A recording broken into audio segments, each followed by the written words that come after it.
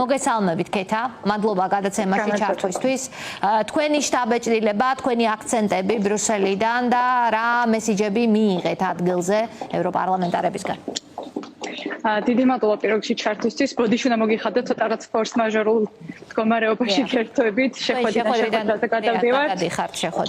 კი, ნამდვილად, რაც შეეხება გამოხმაურებებს, ძალიან პოზიტიური გამოხმაურება იყო ჩვენი გამოსვლის შემდგომ, იმიტომ რომ აქამდე როგორც იცით, ძირითადად ოპოზიციური პარტიის წარმომადგენლები ჩადიოდნენ და საუბრობდნენ ჩვენს საკრივარზე და ასე შემდეგ, მაგრამ დღეს უკვე მოგვისმინეს დაუშვათ თუნდაც მე, როგორც ინგლისის პატიმრის ოჯახის წევრს და მინდა გითხრათ, რომ ძალიან გულთან ახლოს მიიტანეს და სათაოდ თითოეული მათგანი მოდიოდა პირადად ჩემთან და მეკითხებოდნენ, რომ რა შეიძლება გავაკეთოთ იმისთვის, რომ დაგეხმაროთ.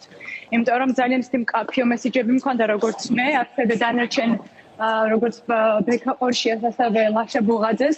ძალიან ნათლად გამოჩნდა ის პრობლემები, რა პრობლემების წინაშე ჩვენი ქვეყანა დგას. როგორც სამოქალაქო აქტივისტები, ასევე ჟურნალისტები, მედიის წარმომადგენლები და ასე შემდეგ. შესაბამისად, ეს ყველაფერი არის, როგორ გითხრათ, ძალიან ფორს მაჟორულ კი ბატონო, ქეთას ახლა უწევს მესმის, დიახ.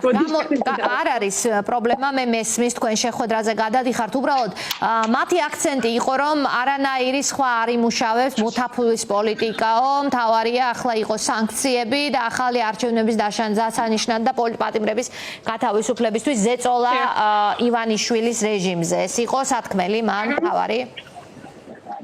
დიახ, რა თქმა უნდა, გვეკითხებიან, აინტერესებთ უფრო მკაფიო პასუხები ჩვენი მხრიდან, რა შეუძლიათ რომ დაგვეხმარონ, რა შეუძლიათ რომ გააკეთონ იმისთვის, რომ ქართულ საზოგადოებას გააგონონ მათი ხმა. და შესაბამისად, რა თქმა უნდა, ჩვენ მკაფიო აქცენტები გავაკეთეთ იმასთან დაკავშირებით, რომ სანქციები მუშაობს, არავინ არ იფიქრებს, რომ სანქციები არ მუშაობს.